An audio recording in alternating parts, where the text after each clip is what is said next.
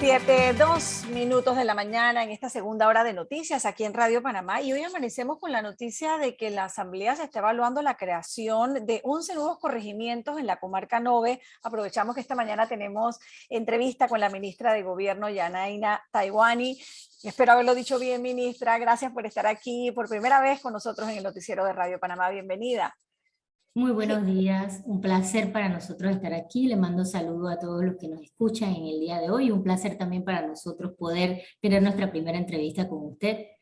Ministra, ¿qué es lo que está ocurriendo? ¿Por qué 11 nuevos corregimientos se están evaluando en el área de la comarca Nove? Sí, bueno, nosotros hemos recibido ya solicitudes o intenciones, no solo de la comarca Nove, en general los corregimientos y en el territorio, las autoridades con intenciones de reorganizarse también, tal vez de reorganizar el presupuesto y darle un mejor uso, a veces solicitan la nueva creación de los mismos, y nosotros, como somos responsables de la Comisión de Límites, participamos, y también por nuestra vinculación con el territorio, por ser el Ministerio de Gobierno. Nosotros, cuando estas solicitudes se hacen, llevamos a cabo, y es lo que siempre instamos, a que se hagan los estudios pertinentes para que estos corregimientos se puedan crear. Y esos estudios tienen mucho que ver con la demografía y la real necesidad que se tenga para crear uno u otro corregimiento. Entonces, una vez se pasen todos esos estudios y todos esos requisitos, nosotros pudiésemos dar nuestra opinión ya técnica como ministerio, si es que es viable o no la misma.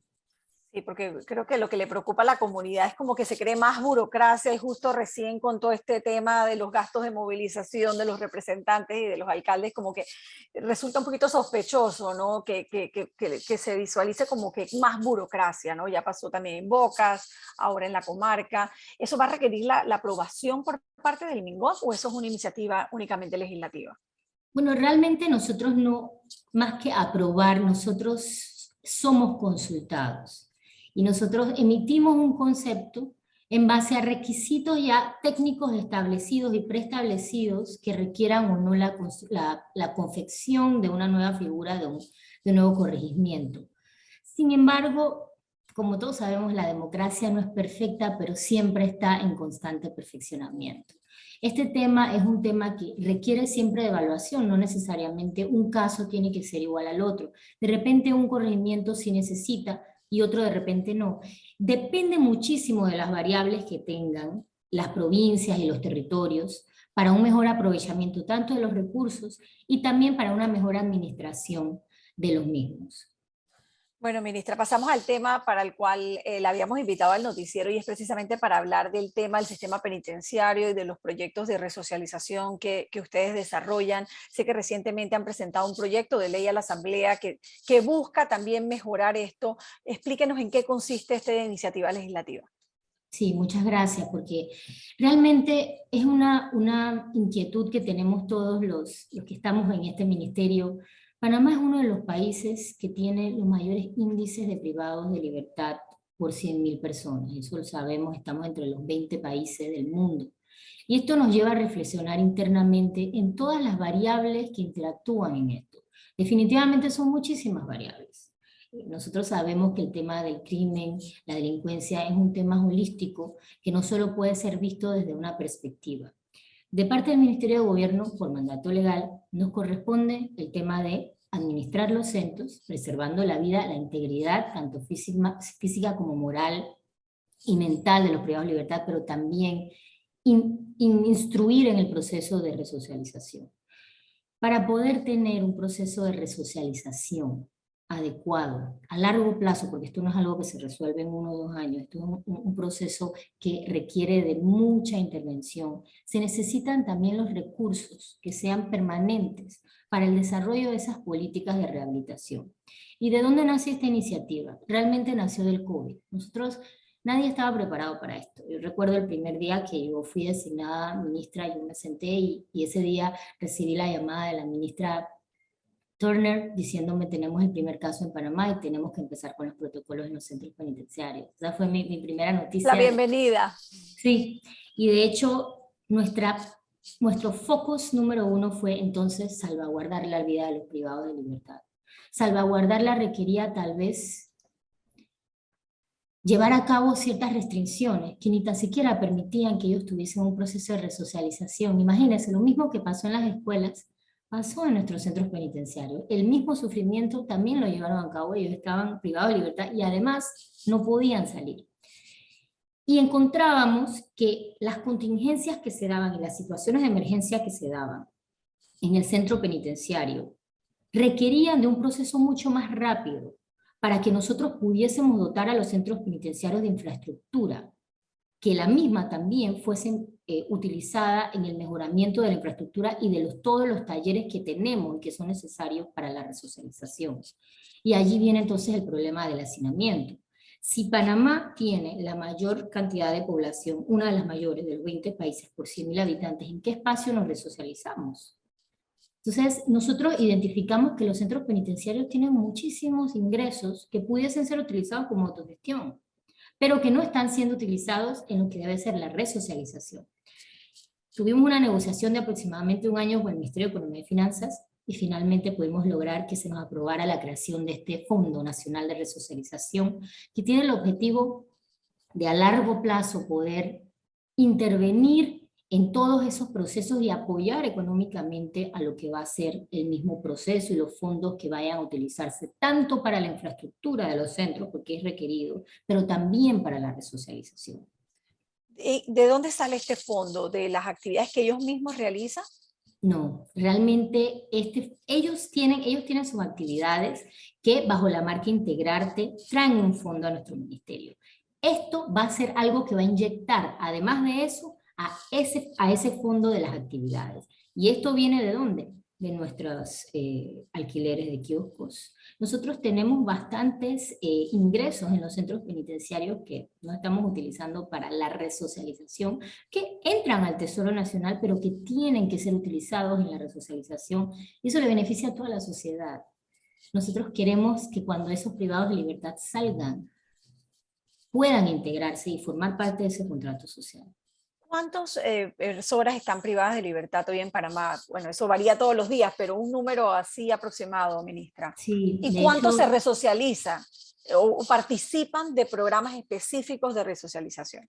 sí, esa pregunta es muy importante porque yo quiero compartirle que en los últimos, desde el 2018 en adelante, nosotros hemos tenido un incremento bastante exponencial en la población penitenciaria, más de un 25%, imagínense, 2018 a 2021. A la fecha nosotros tenemos 19.561. Ese fue el parte que recibí hoy, en la mañana.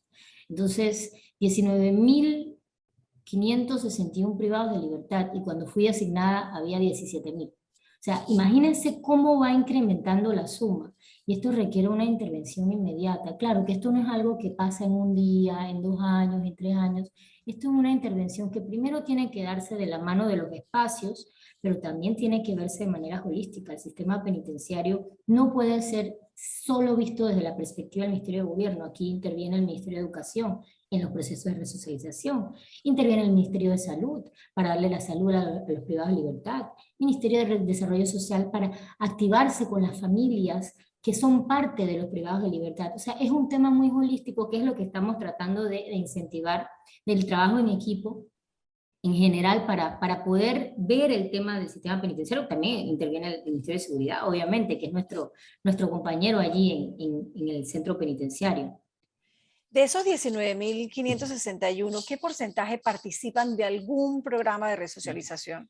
Gracias por repetirme porque se me había pasado comentarle. El año pasado tuvimos 6.300 y le explico por qué. De ese grupo de privados de libertad, todos no aplican para la resocialización. Tenemos ciertos requisitos, primero tienen que ser voluntaria, además de ello tienen que tener un proceso ya, tienen que haber sido condenados y tienen que pasar por ciertos ejes de intervención. Nosotros planeamos crecer por año un 20%. Gracias a Dios el año pasado crecimos más del 20% y el año pasado tuvimos 10.362. Esos son de los 19.000, del universo de 19.000, 10.362 están en proceso de resocialización que ya puede ser o educación o puede ser cursos alternos que le dan capacidades que ellos consideren necesarias.